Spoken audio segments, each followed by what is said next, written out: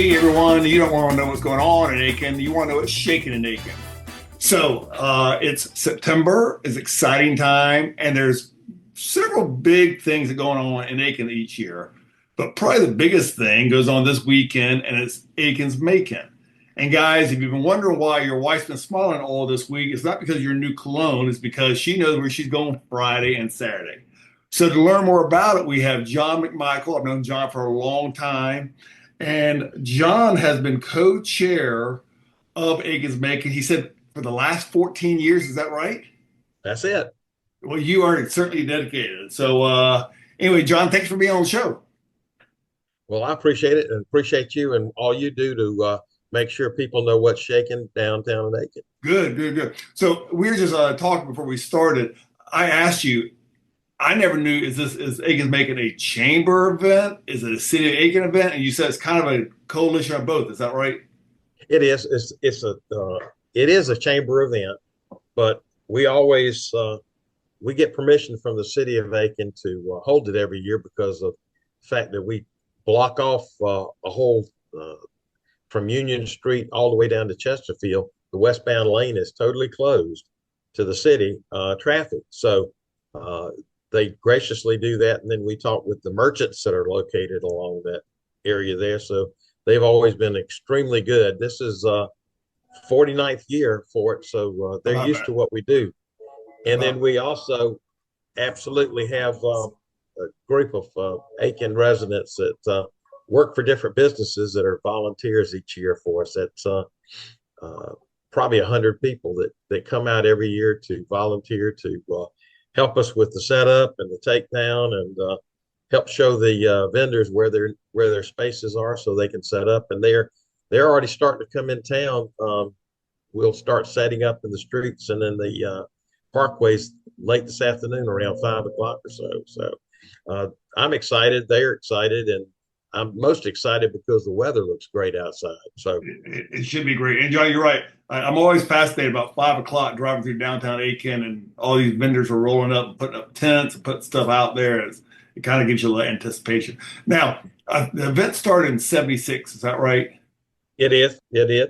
Okay. And if I'm right, because I remember being a kid and going, it wasn't exactly what it is today. Is that right? No, it was a very low tech. I don't want to say low tech, but it wasn't a lot of things to do. It was mostly just local folks that had different wares that they wanted to display and sell, and a lot of baked goods that people locally would make. It kind of reminded you of a church bazaar or something like Right. that I remember that. on Yeah. steroids. So that, and then the fact that it's evolved and kept over the years, evolved and evolved, and we've managed to take over more of downtown Aiken to allow us to have um, more vendors coming in. So they're not going to only be in the street, but in the westbound lane of park, but they'll also be in the parkways, which is a great place to be, and it's very user friendly so far as people with children or people that have to have some assistance getting around. It's easy to get in and out and around. So. It is interesting how the location's kind of been modified a few times over the last few years, but I think you guys really have it down right now. Having those parkways, like you said, it's shaded, it's easy to get along. It's so nice. So how many vendors do you guys have this year?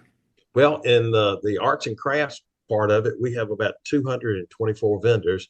It's Wow. actually there are more spaces than that, but a number of the vendors get double spaces because they've got such a large product base that they have to display things in. So that we'll have about 25 or so food vendors that'll be there too. The good thing about it is on the vendor side, 33% of the vendors, the arts and craft vendors, will be brand new. They've never been before. Is that right? Okay. Yeah, so that's a nice thing. And I'm always asked, well, how many people from Aiken or Aiken County are part of it? But I think uh, last, I'm just going to make an educated guess that we're sitting at around probably 20% of the vendors are from, let's just say, the CSRA and Aiken. How's that? Okay. Okay. And it's interesting. I always talk to the vendors, and like my wife has a person that sells soap that comes from North Carolina. She's always in the same location, different vendors. And I always ask these vendors, and they're like, yeah, of all the shows we do, this is one of our top shows. And Aiken's Make is kind of known to be one of the top shows in the entire Southeast. It is, and uh, I'll I'll tell you the secret behind that is that, and we talk about it, but people don't. We don't make it a forefront issue, but what we do to select people that come in each year, just because you've been once doesn't mean you'll be back again. Okay. But what we have a blind juror event. In other words, there's a group of folks that come in and they go through. They don't know where the people come from. They just look at the products, and we make them, or not make, but we request that they send in uh, photographs of the items that they're going to display from start to finish, so that we know that they're not something that they just picked up off Amazon, retagged it, and put it out for sale. So people can be assured that the quality of the product is good, that the uniqueness is there certainly. And like you Now, say, your wife there are a lot of people that come here and they'll put orders in ahead of time and they'll pick them up during the fair week. is that right? How about that? Yes. I know it's probably hard to estimate, but is there a number that of how many people you think attend Aiken's Making each year? I'd hate to put a number on it, but I'll tell you this: it gets bigger and bigger every year. Yeah, I think so. I think last year was a tremendously big year. Some people say, well, maybe it was the rain. Maybe I don't know. I think the fact that it's a family type of event, it's something for everybody. But most of all, it's one of the few events that you can run into that you can get in for free. There's no cover charge, no gate charge or anything. So people are allowed and have that extra bit of money to go spend it on food vendors and the arts and crafts vendors that are there. And Right. I think that's one of the highlights that we have. And you said something earlier, and I wanted to expound on it. And you are exactly right. People love to come because it's a very friendly atmosphere. And I hear that from the vendors all the time, that the people that come and spend money at this event are some of the friendliest people that they run into Right. in their travels. And many of these, they're on a circuit. They go to, next week, well, they'll be at another event, and so on for the year. It's a business for them. Right. I was downtown this morning on a run and ran right down Park Avenue. And I don't think people realize how much the city itself does to help with the event, because all over the place there were city workers putting up blockades, putting up trash cans. Just, I mean, it was nonstop work down there. And then I'm sure when it's over on Saturday, those same guys are out there doing the same work. So it's a Mhm. tremendous thing that the city of Aiken itself does to help this event take place. Yeah, you're exactly right. About 9 o'clock on Saturday night, it's kind of like commercial for one of these professional cleaning services. Hmm. You know, it's like it never happened. You won't be able to tell the next morning. People going to church on Sunday morning will not. They won't see the remnants of anything. We have always strived to leave Aiken looking as good or better than what it was before the event. And you're right. City has a lot of folks that are out there working very hard to make sure that it's a great event, but it's also a great opportunity for the city of Aiken to be ambassadors for the city. So, And John, when you talk to members of the chambers that have businesses, say on Lawrence Street, other stores there, do they say they get a lot of carryover, even though people come down for the arts and crafts, do they get carryover on Friday and Saturday from those same people? I think so. You get a lot of those shops are along there are not really what you call open retail shops, but the ones that are, they stay open during Aiken's Making, and people go in and out of them. Last year there was a brand new business that opened up right on Park Avenue there, and in the last block, but down towards Union, and they did a bang up business that day. So even if they don't buy anything that particular day, they'll it's great advertising for them. Somebody else will walk by and say, I never knew that shop was here. And Right. they'll make an opportunity to come back, and Lawrence Street's always packed with people too, Right. and the alley. So it's it's from an economic standpoint, it's a win-win for everybody in Aiken. Restaurants, hotels, you name it, gas stations. Um, and I I mean, know a lot of the I'm sure hotels, because the vendors that come from out of town are staying at hotels around the area and they're going out to ab- eat. absolutely. And you know, you look at the number of vendors that'll be in town. You know, they're for every vendor, there's usually at least 2 to 3 people associated with them. So you start multiplying that towards hotel rooms and restaurants, and it adds up quickly to an economic impact on the community. So the big question I've never figured out, maybe you know it, the difference between an elephant ear and a funnel cake. Because they seem the same, but I know there is something different. Do you know what the difference? Because I love both of them. Uh, the only difference I know of is the way that they advertise it. No, I don't. I really don't know that. I don't really don't know the difference.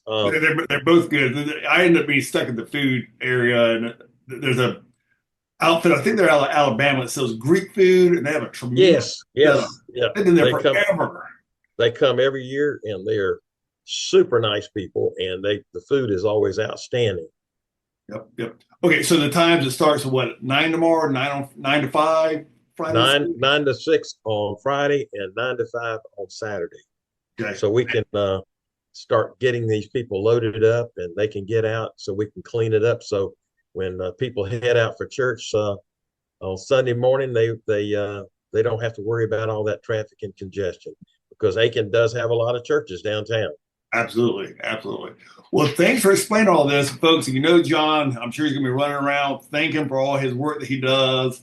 I mean, it's a tremendous amount of work he does as co-chair for Aiken's Makin, and you need all these volunteers to help it run smoothly. And if you see a city worker, people at the city's office, thank them for all the work they do as well too. So, well, John, thanks so much. We'll see you down there this weekend. Yeah, thank you, and thank you, Brian, for what you do to make sure people understand and know what's going on around here. All right, So great. that's a great asset. It's I was glad when you started doing it. Look forward to seeing it every week. Thank you, Brian. Thanks, John. All right, bye. As a realtor, the question I get all the time from people is, hey, Brian, how's the real estate market in Aiken? Well, because of that, each month I do a monthly real estate report where I look at the previous month and compare it to a year ago. So, looking at that, I've been telling people it's slowly becoming a buyer's market. And based upon August 2025 number, I'm still convinced of that. Why do I say that? So let's look at the number. Last month, the median list price for homes in Aiken was $345,000. A year ago, it was $309,000. So you're thinking, man, that's great. The list price is up almost $35,000. Well, not so fast, my friends. Listing and selling are two different things. While the median list price was $345,000, the median sales price, that is what it sold for, was $287,000. That's almost $60,000 less. What does that mean? People are thinking, well, my neighbor's got all this money. They're getting so much more. I'm going to list it high, but the market's not bearing it. They're taking much, much less. A year ago, the median sales price was $12,000 more. So you may ask, why is that? Why is this happening? Well, the numbers show why that is too. Right now, there are almost 1,300 homes for sale in Aiken. A year ago, it was just over 1,000.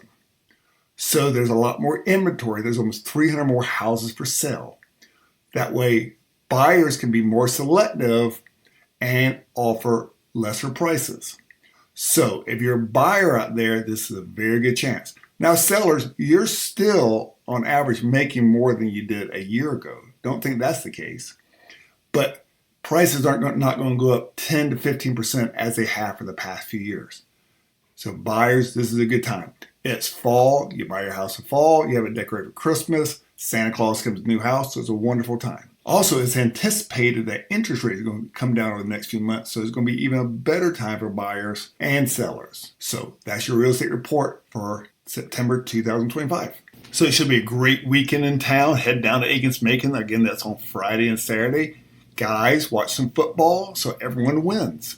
So again, you don't want to know what's going on in Aiken. You want to know what's shaking in Aiken. See you next week.